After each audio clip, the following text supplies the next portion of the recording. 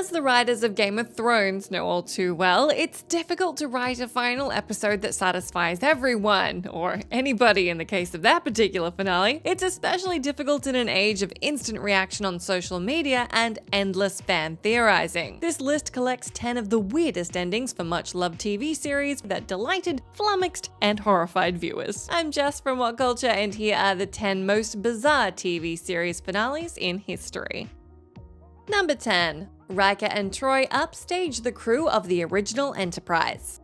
Enterprise is often cited as the show that killed the Star Trek franchise. Whilst poor ratings led to its cancellation, it's more likely that the burgeoning Abrams Trek universe made commissioning new TV series more complicated. Whatever the truth, 2005's finale was the last Star Trek episode to air on TV for 12 years. Due to a strange decision by writers Brannon Braga and Rick Berman, it was received poorly. In a well-meaning but ultimately misguided attempt to lovingly bring the franchise full circle, they decided to write the finale as a lost episode of Star Trek: The Next Generation. To help him make an important decision, Will Riker seeks inspiration from a simulation of Captain Archer's final mission. The episode disappointed fans and irritated members of the cast, including the ship's captain. "It was the only time Scott Bakula was mean to me," Braga later told a convention audience. It's not hard to see why everyone was frustrated either. After spending 4 years with the crew, we say goodbye to their holographic echoes rather than the characters themselves, while simultaneously being reminded of a superior Star Trek show. Number 9. The Little House on the Prairie blows up. The Little House on the Prairie was a wholesome, all-American family series about the country's frontier spirit in the face of adversity. The official website talks of the themes of optimism, love, and joy, all of which is at odds with the series' final feature-length TV movie entitled The Last Farewell. This finale finds the residents of the tight-knit community of Walnut Grove faced with the grinding gears of progress. Progress takes the form of a ruthless land grabber who claims the town is owned by his boss, a rich railroad tycoon. In protest against this, the townsfolk decide to blow up their own homes with dynamite, leaving the rich tycoon with nothing but dirt. After the destruction, the frontier folk simply move on to the next town to start all over again. The story goes that the dynamite plot was purely a practical decision on the part of the writer and the producer. As part of the agreement producer Kent McRae had in renting the land on which the set was built, he had to leave the place as he'd found it. The quickest way to do this, he and writer Michael Landon decided, was to just blow up the whole town. Number 8. Mulder and Scully's miraculous conception.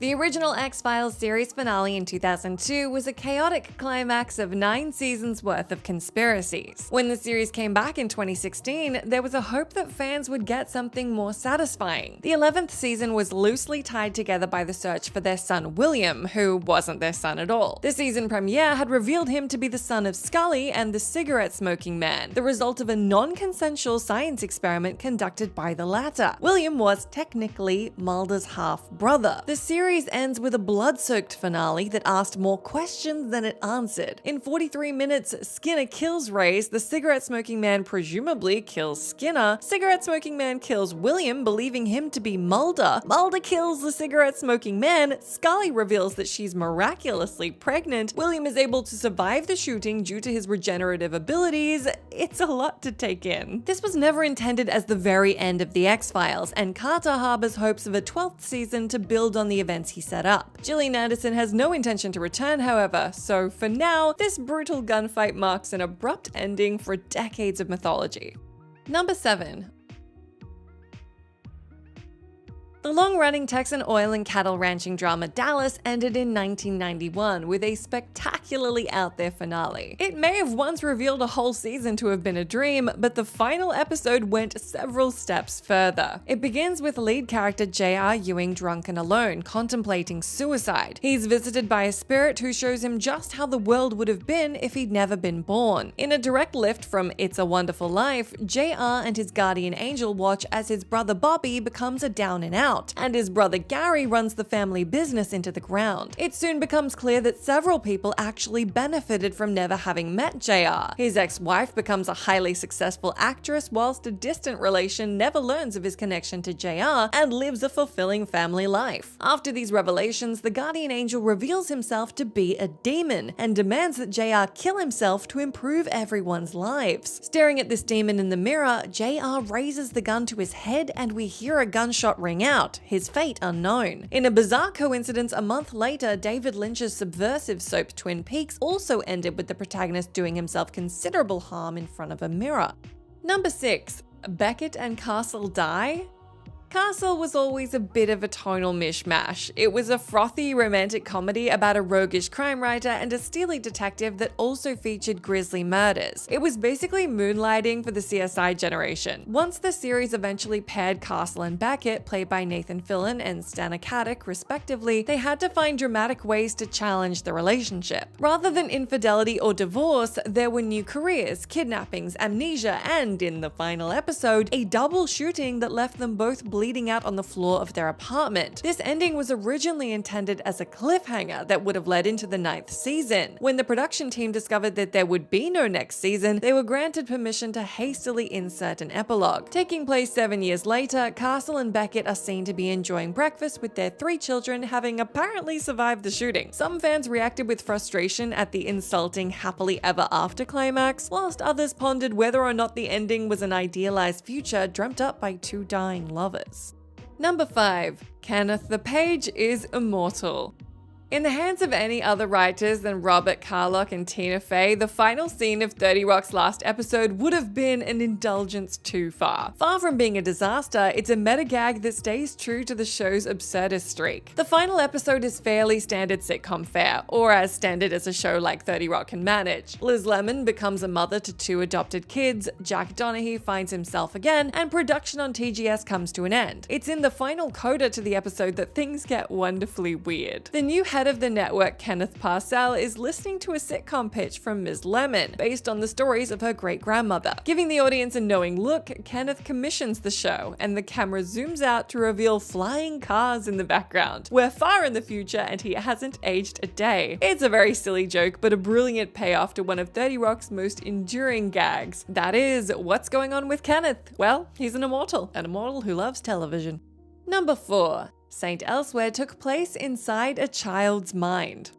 The 1980s hospital drama St. Elsewhere is best known for 2 things: launching the career of Denzel Washington and unwittingly creating a sprawling fictional universe. Knowing that the show was to be cancelled, St. Elsewhere's writing team pitched increasingly ridiculous ways to end the series with a bang. Possible endings included a nuclear bomb wiping out the hospital, whilst another had one character admit to assassinating JFK. The least bad option was that the St. Elsewhere hospital was actually inside a child's snow globe. The characters and situations weren't real at all. They'd been thought up by young Thomas Westball. It's a daft ending, a Hail Mary by a departing writing team. However, it had extraordinary unintended implications for the rest of network television. The show had alluded to several different shows whilst it was on the air. If St. Elsewhere was invented by Thomas, then surely so were those other series. It's a mind-bending concept that, in essence, means that series as diverse as Cheers, The X-Files, The Wire, and Arrested Development all share the same fictional universe. When you look deeper into the Tommyverse, it makes the MCU look like amateur hour.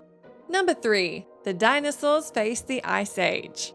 Dinosaurs, a Jim Henson production for the ABC network, was a popular family sitcom in the early 1990s. It's best described as a reverse Flintstones, with intelligent dinosaurs living domestic lives alongside simpleton cavemen. It ran for 4 seasons and playfully turned various sitcom conventions on their head by having them performed by a cast of dinosaur puppets. It's therefore a shock when the final episode of the show goes down an incredibly dark route. It begins normally enough, with Earl the father trying to work the new barbecue, and ends with the family facing down their inevitable extinction. In a convoluted series of events, the local corporation and an unwitting Earl have inadvertently brought about an ice age with toxic pesticides and deforestation. The show's writers wanted to use the finale to educate the younger audience about humanity's own potential extinction event. Having been informed of the cancellation before writing the final series, creator Michael Jacobs felt that this was the only way to go. When you you do a show about dinosaurs, he said, you always have that extinction card in your pocket. Number 2. Life on Mars Goes to Mars. On paper, an American remake of the BBC's Life on Mars had legs. By transporting modern cop Sam Tyler back in time, the show explored the tropes and problematic aspects of both 1970s television and policing in the UK. A remake could do something similar with American attitudes to both policing and cop shows. After all, there are marked differences between the grimness of the Sweeney and the hip coolness of Starsky and Hutch. Despite featuring some impressive performances, the remake never took off and was cancelled after one season. In ending the series, the American writing team made a wild departure from creator Matthew Graham's original vision. Rather than reveal that Sam had been in a coma, they opted for something much more literal. The closing scenes of the series find Sam waking from hypersleep on the first manned mission to Mars. The 1973 cop show he's been inhabiting has been a simulation created by the ship's computer to keep him entertained on his long journey. His fellow cops were all members of the crew, including Gene Hunt, who's revealed to be Sam's estranged father. Now that's far out. Number 1. How I Met Your Mother Kills the Mother.